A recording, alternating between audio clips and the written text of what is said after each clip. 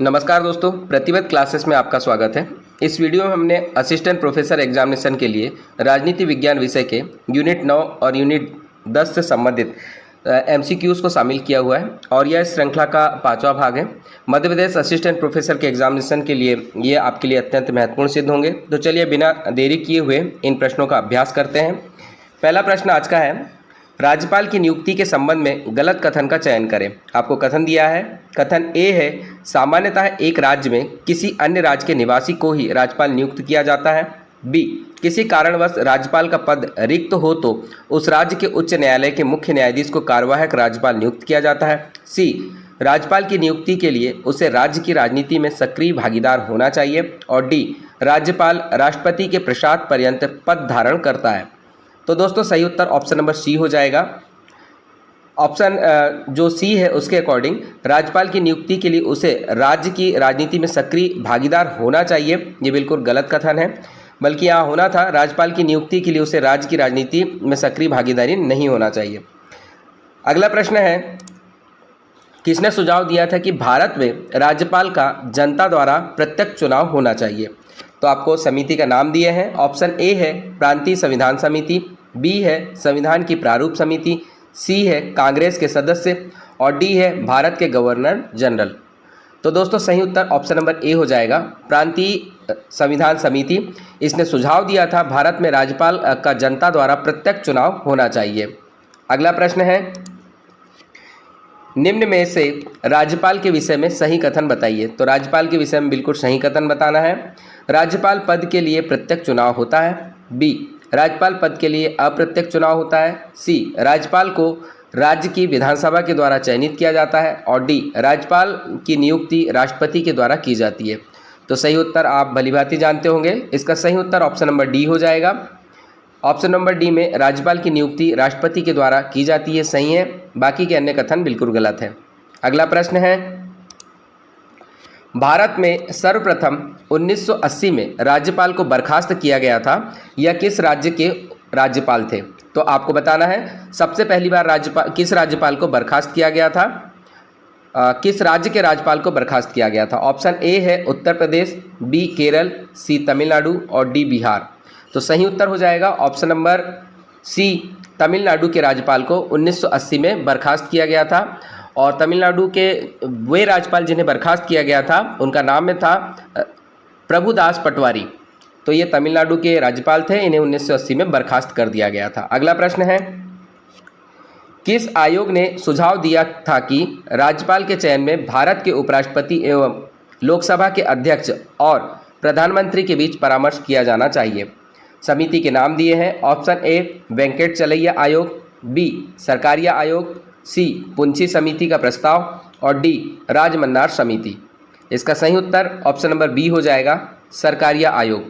सरकारिया आयोग ने कहा था कि राज्यपाल के चयन में भारत के उपराष्ट्रपति, लोकसभा के अध्यक्ष और प्रधानमंत्री शामिल हो और उनके बीच में परामर्श हो। अगला प्रश्न है, मध्य प्रदेश के प्रथम राज्यपाल थे। तो आपको मध्य प्रदेश के प्रथम राज्यपाल बताना है। Option A Shri Bhagwat Dayal Sharma, B doctor Pattabhi Sitaramayya, C Satyanarayan Singh और डी है श्रीमती सरला ग्रेवाल। इसका सही उत्तर आप जानते होंगे, ऑप्शन नंबर बी इसका सही उत्तर है। डॉक्टर पट्टाभी सीतारामैया मध्य प्रदेश के प्रथम राज्यपाल थे। अगला प्रश्न है, किस आधार पर राज्य के राज्यपाल को राज्य के विश्वविद्यालय में पदेन कुलाधिपति बनाया जाता है। तो राज्यपाल को राज्य के विश्वविद्यालय में पदेन कुलाधिपति बनाया जाता है। तो किस आधार पर बनाया जाता है बताना है। ऑप्शन ए संविधान में प्रावधान किया गया है, बी संसद द्वारा प्रावधान किया गया है, सी संबंधित राज्यों की विधानसभा द्वारा प्रावधान किया गया है और डी यूजीसी द्वारा प्रावधान किया गया है। सही उत्तर हो जाएगा ऑप्शन नंबर सी, संबंधित राज्यों की विधानसभा द्वारा प्रावधान किया गया है, जिसके अकॉर्डिंग राज्यपाल को राज्य के विश्वविद्यालय में पदेन कुलाधिपति बनाया जाता है। मध्य प्रदेश में भी मध्य प्रदेश विश्वविद्यालय अधिनियम बनाया गया है, उसके अनुसार ही राज्यपाल को राज्य के विश्वविद्यालय में पदेन कुलाधिपति बनाया गया है। अगला प्रश्न देखेंगे, ऐसे राज्यपाल जो बाद में मध्य प्रदेश के लोकायुक्त पद पर भी आसीन रहे थे, उनका नाम बताना है। Option A PV Dixit, B GP Singh, C doctor Bhai Mahavir और डी है ए और बी दोनों। तो दोस्तों सही उत्तर हो जाएगा ऑप्शन नंबर डी ए और बी दोनों, यानी पीवी दीक्षित और जीपी सिंह ऐसे राज्यपाल थे जो बाद में मध्य प्रदेश के लोकायुक्त के पद पर भी आसीन रहे हैं। अगला प्रश्न है, भोपाल गैस कांड के समय मध्य प्रदेश के राज्यपाल थे, तो आपको भोपाल गैस कांड के समय मध्य प्रदेश के राज्यपाल का नाम बताना है। ए doctor Bhai Mahavir, B एन.ए. Manchu, सी के.एम. चांडी और डी बलराम जाखड़। सही उत्तर ऑप्शन नंबर सी हो जाएगा, KM. Chandy. KM. Chandy Bhopal gas कांड के समय मध्य प्रदेश के राज्यपाल थे। इसके अलावा डॉक्टर भाई महावीर की बात करें तो इनके बारे में है कि पाकिस्तान में इनका जन्म हुआ था और मध्य प्रदेश के विभाजन के समय ये मध्य प्रदेश में राज्यपाल के पद पर थे। और एन.ए. वांचू की अगर बात करें तो ये ऐसे राज्यपाल थे जिनका जन्म मध्य प्रदेश में ही हुआ था।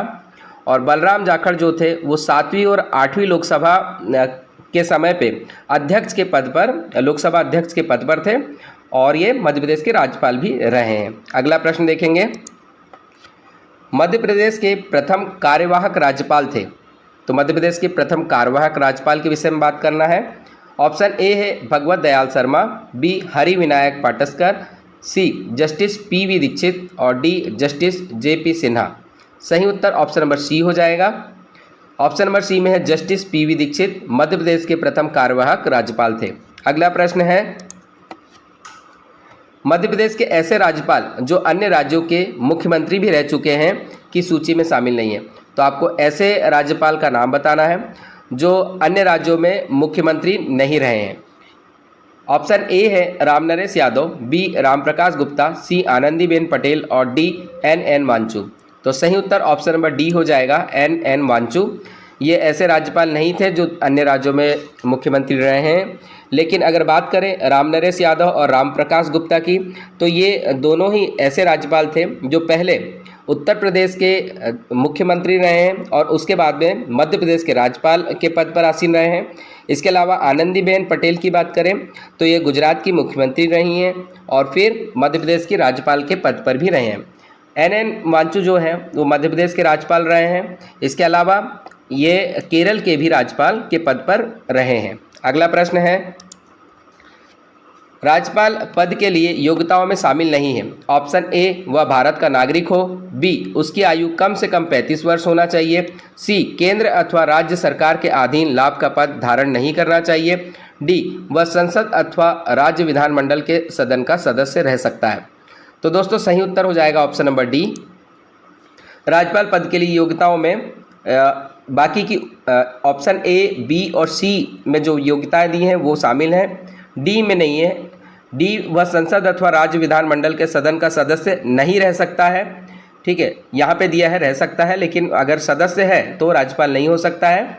इसके अलावा वह भारत का नागरिक हो, ये योग्यता में शामिल है। उसकी आयु कम से कम 35 वर्ष होना चाहिए, यह भी इसमें योग्यता में शामिल है। केंद्र अथवा राज्य सरकार के अधीन लाभ का पद धारण नहीं करना चाहिए, यह भी राज्यपाल की योग्यता में शामिल है।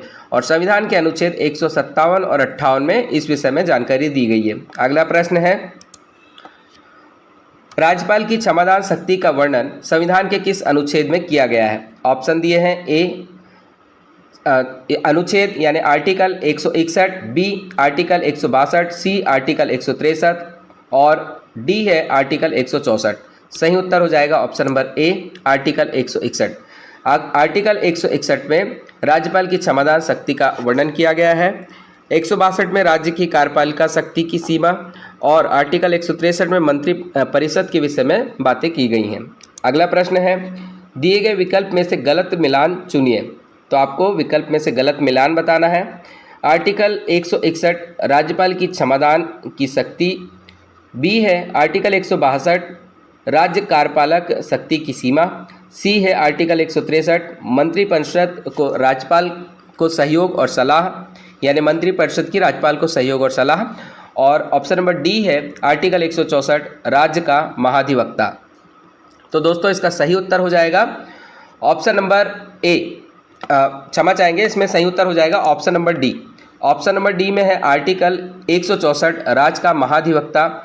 ये जो मिलान है वो गलत है, यहाँ पे आना चाहिए आर्टिकल 165, इसमें राज्य के महाधिवक्ता के बारे में बात की गई है। अगर 164 की बात करें तो 164 पे मंत्रियों से संबंधित अन्य प्रावधान जैसे उनकी नियुक्ति, उनका कार्यकाल, उनका वेतन इत्यादि के बारे में वर्णन किया गया है। बाकी का बिल्कुल सही है। 161 पे राज्यपाल की क्षमादान शक्ति होती है। आर्टिकल 162 पे राज्यपाल की कार्यपालक शक्ति के विषय में बात की गई है और आर्टिकल 163 में मंत्रिपरिषद का राज्यपाल को सहयोग और सलाह के विषय में बताया गया है। अगला प्रश्न है, किस संविधान संशोधन के द्वारा लोकसभा के सीटों का अंतर्राज्य आवंटन अगले 25 वर्षों यानी 2026 तक स्थिर कर दिया गया है? तो उस संविधान संशोधन का नाम बताना है। ऑप्शन ए है 91वां संशोधन, बी है 92वां संशोधन, सी 93वां संशोधन और डी है 94वां संशोधन। तो दोस्तों सही उत्तर हो जाएगा ऑप्शन नंबर ए 91वां संविधान संशोधन। इसके द्वारा लोकसभा में सीटों का अंतर्राज्य आवंटन अगले यानी 2026 तक नियत यानी स्थिर कर दिया गया है। अगला प्रश्न है, निम्नांकित में से कौन सा दबाव समूह नहीं है? तो आपको बताना है इनमें से कौन सा दबाव समूह में काउंट नहीं होता है। Option A student federation, B Bharatiya Rashtriya Congress, C AITUC और डी चैम्बर ऑफ कॉमर्स। इसका सही उत्तर हो जाएगा option number B Bharatiya Rashtriya Congress. ये दबाव समूह में काउंट नहीं होता है। दबाव समूह ऐसे समूह होते हैं जो अपने हितों की वृद्धि एवं प्रतिरक्षा के लिए एक साथ संगठित होते हैं। ऐसे सक्रिय समूह जो करंट में जो राजनीति चल रही होती है, जो या प्रशासनिक लेवल पे जो भी नियम निर्णय होते हैं उनको प्रभावित करते रहते हैं। तो यहाँ पे स्टूडेंट फेडरेशन, AITUC और चैम्बर ऑफ कॉमर्स ये सब दबाव समूह के उदाहरण हैं। भारतीय राष्ट्रीय कांग्रेस ये दबाव समूह में नहीं आता है, ये एक राजनीतिक दल है। अगला प्रश्न देखेंगे, लोकसभा में महिलाओं का प्रतिशत किस चुनावी वर्ष में पहली बार 7% से ऊपर गया? तो महिलाओं की प्रतिशतता बढ़ते जा रही है और 7% से ऊपर कब गई है ये आपको बताना है। ऑप्शन ए 1962 के आम चुनाव, बी 1977 के चुनाव, सी 1984 के चुनाव और डी है 1991 के चुनाव। इसका सही उत्तर ऑप्शन नंबर सी हो जाएगा। 1984 में जो चुनाव हुए थे लोकसभा में, महिलाओं का प्रतिशत इसी वर्ष यानी 1984 में ही पहली बार 7% के ऊपर गया था। अगला प्रश्न है, राजमन्नार समिति का गठन किस राज्य सरकार ने किया था? Option A Tamil Nadu, B Kerala, C Karnataka और डी मध्य प्रदेश। सही उत्तर ऑप्शन नंबर ए हो जाएगा तमिलनाडु। राजमन्नार समिति का गठन तमिलनाडु राज्य ने किया था। तमिलनाडु सरकार द्वारा इसका गठन जो है केंद्र राज्य संबंधों पर सुझाव देने हेतु किया गया था। समिति ने 1971 में अपनी रिपोर्ट प्रस्तुत की गई थी। अगला प्रश्न देखेंगे, किसने कहा कि युद्ध काल का लोक प्रशासन शांति काल के लोक प्रशासन से भिन्न होता है? Option A Luther Gulick, B Max Weber, C FW Riggs और डी मैरी फॉलेट। सही उत्तर ऑप्शन नंबर ए होगा लूथर गुलिक। लूथर गुलिक का कथन था युद्ध काल का लोक प्रशासन शांति काल के लोक प्रशासन से भिन्न होता है। अगला प्रश्न है, किसने कहा कि अच्छा प्रशासन तथा लोकतंत्र साथ साथ चलते हैं? Option A Luther Gulick, B Max Weber, C FW Riggs और डी मैरी फॉलेट। सही उत्तर इसका भी होगा ऑप्शन नंबर ए यानी लूथर गुलिक। लूथर गुलिक ने कहा था अच्छा प्रशासन तथा लोकतंत्र साथ साथ चलते हैं। लूथर गुलिक एक अमेरिकी राजनीतिक वैज्ञानिक थे और लोक प्रशासन के विश्व प्रसिद्ध विद्वान भी थे। इन्होंने पोस्ट कॉर्प की अवधारणा प्रस्तुत की थी। अगला प्रश्न है, भारतीय प्रशासनिक सेवा के अधिकारियों की नियुक्ति किसके द्वारा की जाती है? ऑप्शन ए संघ लोक सेवा आयोग के द्वारा, बी भारत के प्रधानमंत्री के द्वारा, सी भारत के राष्ट्रपति के द्वारा और डी प्रधानमंत्री कार्यालय के द्वारा। सही उत्तर हो जाएगा ऑप्शन नंबर सी भारत के राष्ट्रपति के द्वारा। भारतीय प्रशासनिक सेवा के अधिकारियों की नियुक्ति भारत के राष्ट्रपति के द्वारा की जाती है। अगर संघ लोक सेवा आयोग की बात करें तो संघ लोक सेवा आयोग केवल उनका चयन करता है और यह साबित करता है कि ये पर्टिकुलर उस पद के लिए योग्य हैं। अगला प्रश्न देखेंगे, मनरेगा के अंतर्गत साल भर में कितने दिन के कार्य सुनिश्चित किए जाते हैं? ऑप्शन ए 120, बी 160, सी 180 और डी 100। तो दोस्तों इसका सही उत्तर ऑप्शन नंबर डी होगा। मनरेगा के अंतर्गत साल भर में 100 दिन के लिए कार्य सुनिश्चित किए जाते हैं। अगला प्रश्न हम देखेंगे, पंचायती राज के लिए अशोक मेहता समिति का गठन किसने किया? ऑप्शन दिए हैं ए जवाहरलाल नेहरू, बी इंदिरा गांधी, सी मोरारजी देसाई और डी वीपी सिंह। सही उत्तर ऑप्शन नंबर सी हो जाएगा, मोरारजी देसाई। पंचायती राज से संबंधित अशोक मेहता समिति का गठन 1977 में किया गया था। उस समय प्रधानमंत्री श्री मोरारजी देसाई हुआ करते थे। अगला प्रश्न हम देखेंगे, किस वर्ष उपभोक्ता संरक्षण अधिनियम पारित किया गया? ऑप्शन दिए हैं ए 1986, बी 1992, सी 2001 और डी 1981। सही उत्तर हो जाएगा ऑप्शन नंबर ए 1986। 1986 में उपभोक्ता संरक्षण अधिनियम पारित किया गया था।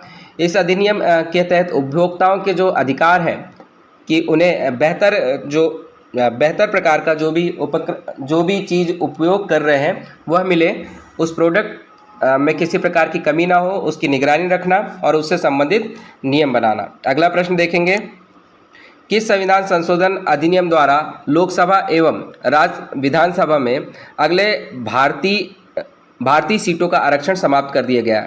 यहाँ पे अगले नहीं है, आंग्ल भारतीय सीटों का आरक्षण समाप्त कर दिया गया ये है।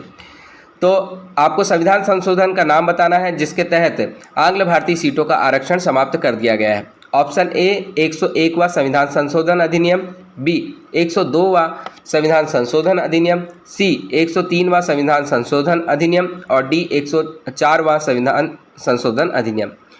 दोस्तों इसका सही उत्तर 104वां संविधान संशोधन अधिनियम आएगा, यानी ऑप्शन नंबर डी बिल्कुल करेक्ट है। 104वां संविधान संशोधन अधिनियम 2020 में आया था, जिसके तहत आंग्ल भारतीयों की सीटों का आरक्षण समाप्त कर दिया गया है। अब लोकसभा और विधानसभा में आंग्ल भारतीय सीटें नहीं होंगी। अगला प्रश्न है, राज्यपाल को अध्यादेश जारी करने की शक्ति संविधान के किस अनुच्छेद के अंतर्गत दी गई है? ऑप्शन ए 123, बी 213, सी 176 और डी 202। तो दोस्तों सही उत्तर ऑप्शन नंबर बी हो जाएगा। अनुच्छेद 213 के तहत राज्यपाल को अध्यादेश जारी करने की शक्ति दी गई है। अगला प्रश्न है, मध्य प्रदेश ग्राम पंचायत एवं नगर पालिकाओं के लिए हर वर्ष 5 वर्ष पर वित्त आयोग का गठन कौन कर सकता है? तो मध्य प्रदेश में ग्राम पंचायत और नगर पालिकाओं के लिए आपको बताना है कि हर 5 वर्ष में वित्त आयोग कौन गठित करेगा? ऑप्शन ए मध्य प्रदेश सरकार, बी केंद्रीय सरकार, सी राष्ट्रपति और डी राज्यपाल। इसका सही उत्तर ऑप्शन नंबर डी होगा, राज्यपाल।